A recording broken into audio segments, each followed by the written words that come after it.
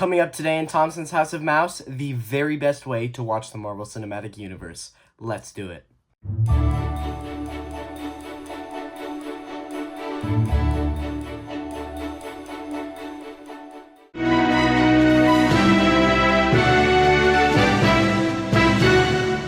What is up, guys, and welcome back to Thompson's House of Mouse, my YouTube channel covering all things Disney. And today we are covering a awesome side part of the Disney universe, which is Marvel, and more specifically the Marvel Cinematic / Extended Universe at this point. We'll get into why I'm calling it that in a bit. But to start off, I have not talked about Marvel much on this channel. I don't know if I've talked about it at all, but maybe you guys have taken a guess by the fact that I have that massive Endgame poster behind me, and I don't know, I'm just an overall Disney nerd, so me liking Marvel is not that out of the blue. It seems like it's pretty in character for me. I mean, at the end of the day, even like my protein is Captain America, so I'm a big Marvel guy, and I actually kind of fell out of the MCU for a bit, kind of starting with, I'm looking at my list here, kind of starting with Werewolf by Night, when we got to that, and like Secret Invasion and stuff.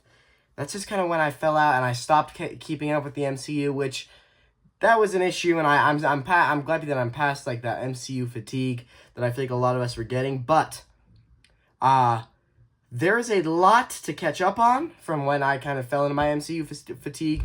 I have watched the two newest movies, Brave New World and Thunderbolts. Brave New World I really enjoyed. Thunderbolts is awesome. I have a whole separate review coming soon of that movie. I got to see it opening night in XD, and then I saw it earlier this week on the Cinemark $5 Tuesdays. I'm seeing it again next Tuesday, so after that third viewing, I think I'll be well versed enough to give you guys a really solid review of that movie. But in the topic of today's video is there's so much to watch, and I'm currently doing a full watch through to prepare myself for Avengers Doomsday, and I have plenty of stuff to watch, which is why I'm starting now over a year in advance. So I added it all up. I added in almost anything that could be remotely considered canonically connected to the MCU, and I put it all into a timeline order list, and it came out to 83 different films and TV shows and short subjects that are all interconnected to create what we like to call the Marvel Cinematic Universe, and what I'm kind of calling the Marvel Cinematic and Extended Universe. So I'm going to get into breaking down this list with you guys and telling you the best way to watch the MCU. Alright guys, I'm just going to start off. If you guys want to follow along with this video, with the actual list, it is posted on my Letterboxd profile. If you guys are not already following me over there, go ahead and do so you can see this list. I will put my username right there. And if you guys don't know, Letterboxd is a social media platform for film lovers. You can go on, you can post your reviews. And I post mostly Disney and Marvel and Star Wars reviews. I don't watch much else, honestly. I do watch, like, most new movies that come to theaters I will usually watch and I'll post a review on. But otherwise, it's mostly just Disney, Star Wars, and Marvel. But let's get into this list. So we are starting off with Captain America, the First Avenger. That is the first piece of media in the canonical MCU. And what a great way to start. This is my personal favorite Captain America film. It's so good, and it's a great way to start off. After that, we are moving on to the Agent Carter one-shot. This is a one-shot. If you guys don't know, one-shots are short subjects that were either played before Marvel movies back in the day when they were still doing these, and as well as they were also included on different Blu-ray releases as kind of an added plus, but most of them are considered canon. There are a couple that are not, but most of them are considered canon. So this is the Agent Carter one-shot.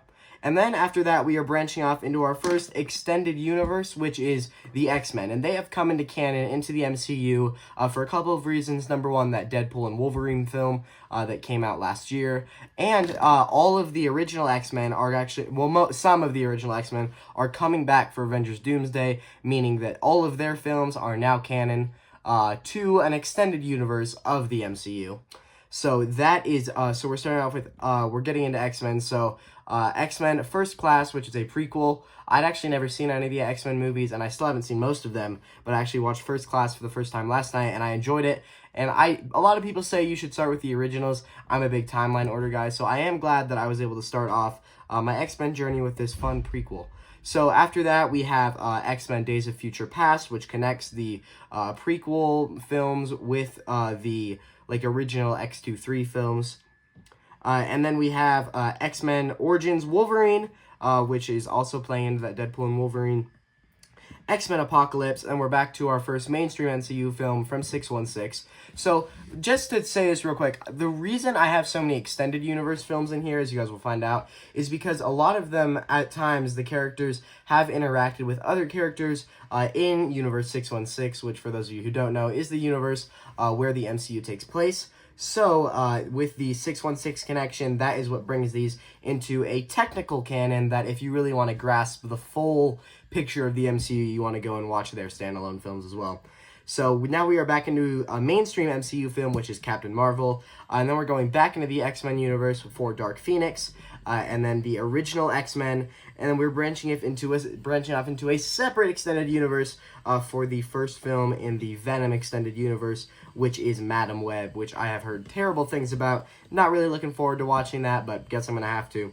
And then we have the first Tobey Maguire Spider-Man movie, which is a whole separate universe, and then X-Men 2, then we have Tobey Maguire Spider-Man 2, X-Men 3, The Last Stand, and then Spider-Man 3. And now we are getting into, like, true Phase 1 films of the MCU, the first ever MCU film ever released, Iron Man, and then it's a sequel to Iron Man 2, and then the Edward Norton film, The Incredible Hulk, which a lot of people sometimes forget is canon, but it is, it's 616, it's canon. And then we have our second one-shot here, which is A Funny Thing Happened on the Way to Thor's Hammer.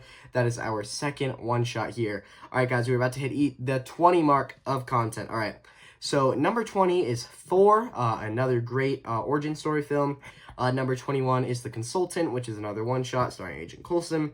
Number 22 is The Avengers, our first Avengers film.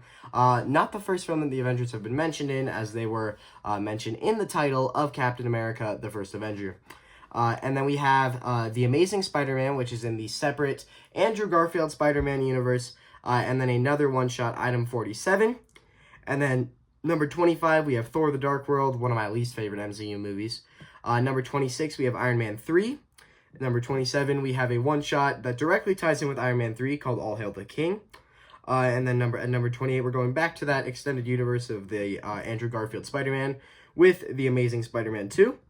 And then at number 29, we are going into Captain America, The Winter Soldier, which is another great Captain America film.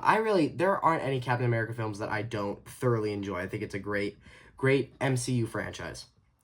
Next, we are going to one of my personal favorite MCU movies, Guardians of the Galaxy, followed up by one of my least favorite MCU sequels, Guardians of the Galaxy Volume 2, and then the I Am Groot short subject series on Disney+. Followed by that, we are getting into, these are still 616. A lot of people forget that the Defenders shows are 616, but these were a lot of shows that aired on ABC back in the day.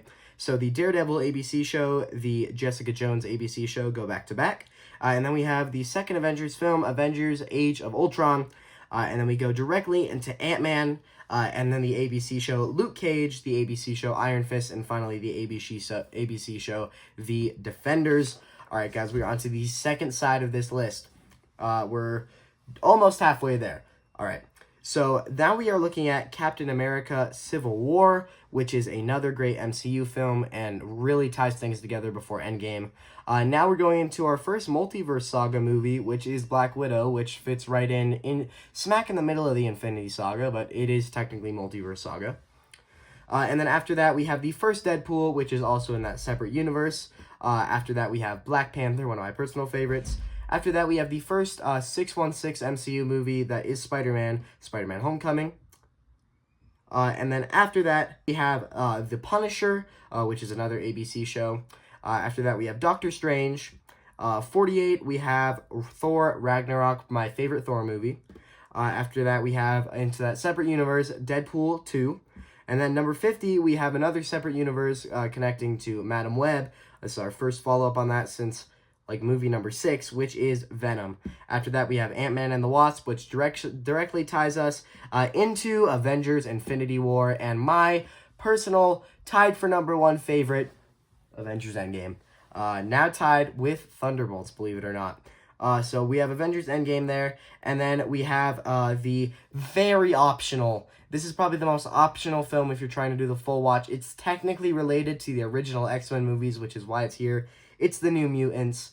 If you're going to skip out on any movie, skip out on this or like the random Venom movies because that's barely connected. But New Mutants is in here. I do consider it to be canon adjacent, which means it's like part of canon, but not really. But really, you get what I'm saying. So 55 now, we have the Loki Disney Plus show. Then we have the Disney Plus show What If, which is also very multiverse heavy, very spotty canon, but it is canon because of all the different multiverses, and we do play into some What If things in Multiverse of Madness. And then we have WandaVision, my personal favorite Disney Plus show that they've done. And then I think is a really underrated MCU movie, Shang-Chi and the Legend of the Ten Rings. After that, we have the Disney Plus series Falcon and the Winter Soldier, Spider-Man Far From Home, Spider-Man No Way Home. Branching back off into that Venom universe, we have Venom Let There Be Carnage. Then we have the Eternals. Then we have Doctor Strange and the Multiverse of Madness.